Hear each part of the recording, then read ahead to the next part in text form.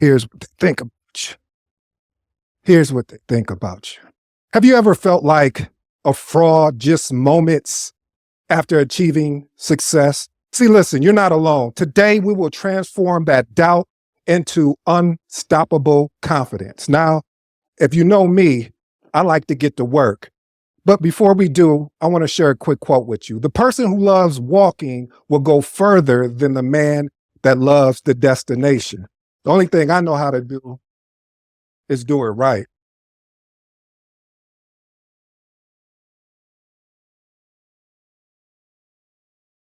And that means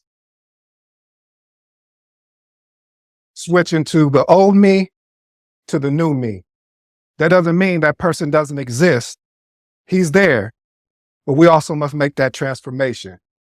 All right, let's get into today's presentation. One of the things I want to share is that's going to be deep here for me that I hope that it resonates with you is the issue of self-imprisonment. There's a story about a prisoner of war, and what ended up happening is he got captured, which made him become a prisoner of war, and they would just antagonize him and give him a hard day. This went on for days and days, and then finally, his allies came and helped him out, and everything was looking good.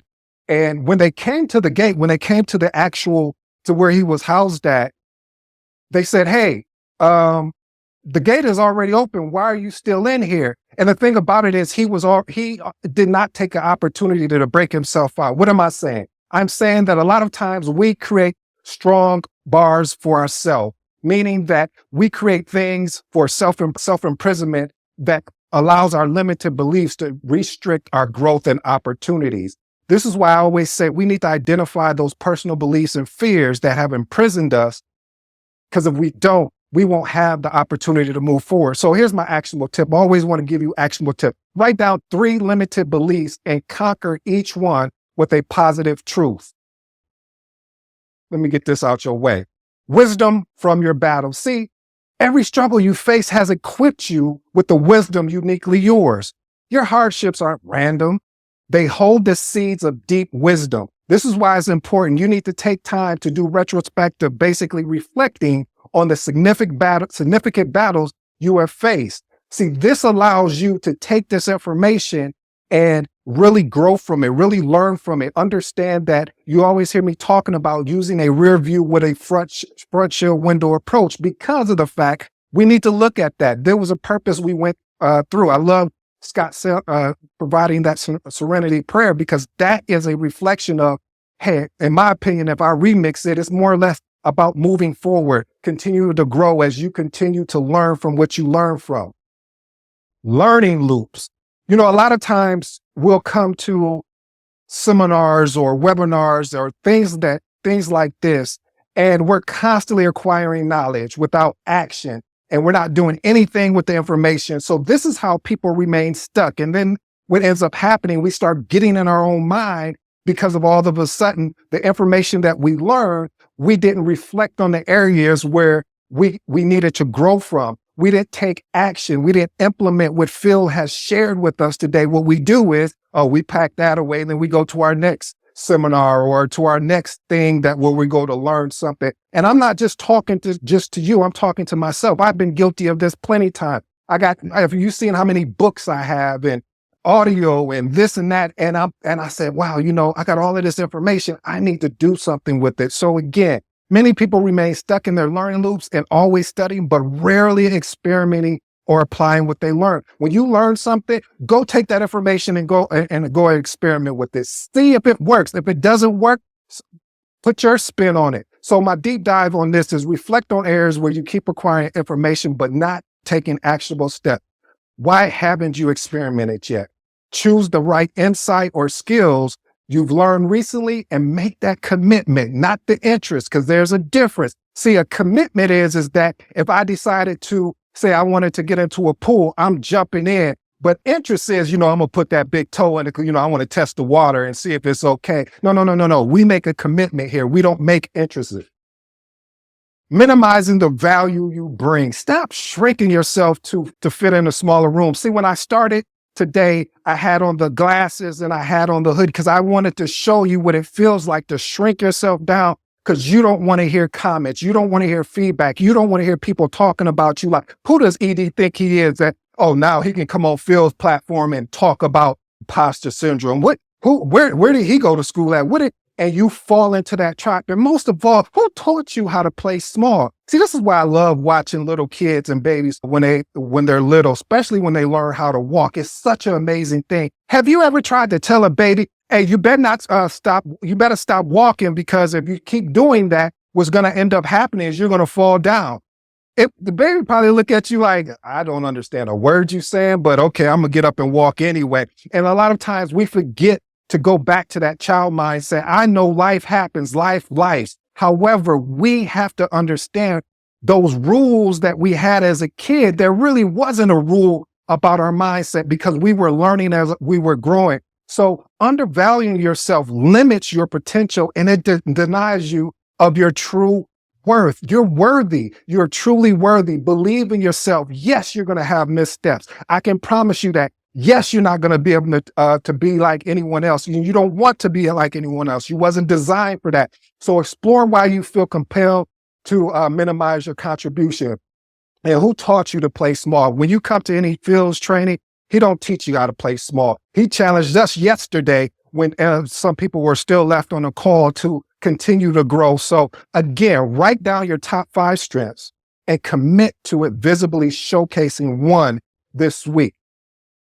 Being uncomfortable. A lot of people don't like to be comfortable. See, I moved from Michigan to Texas because I don't like the winter. The winter is brutal. I'm allergic to cold. I don't know. It's just because of my Caribbean background. I don't know what it is, but I just don't like it. I'd rather be in the warmness and it just feels good because when it's cold, you don't want to do anything. You just want to lay in the bed a little bit longer. So embracing discomfort is essential for growth, innovation, and most of the thing what we're here today is transformation. Here's my deep dive.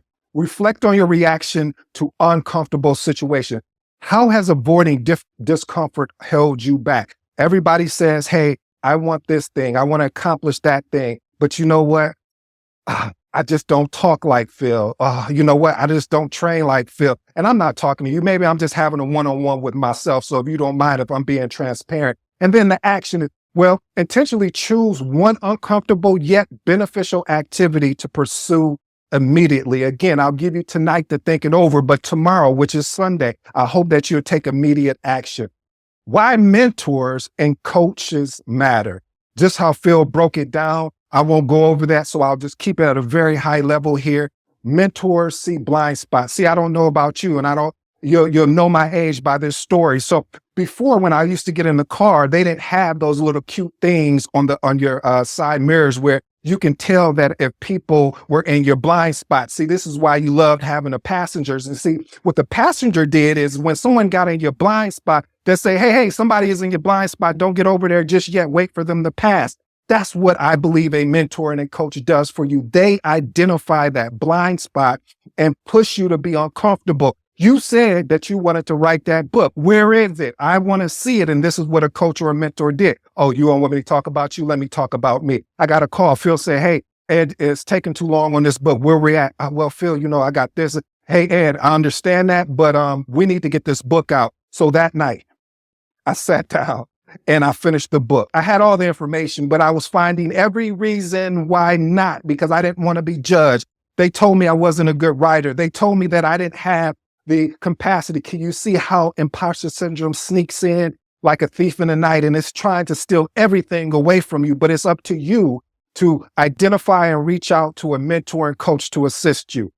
Now, failures.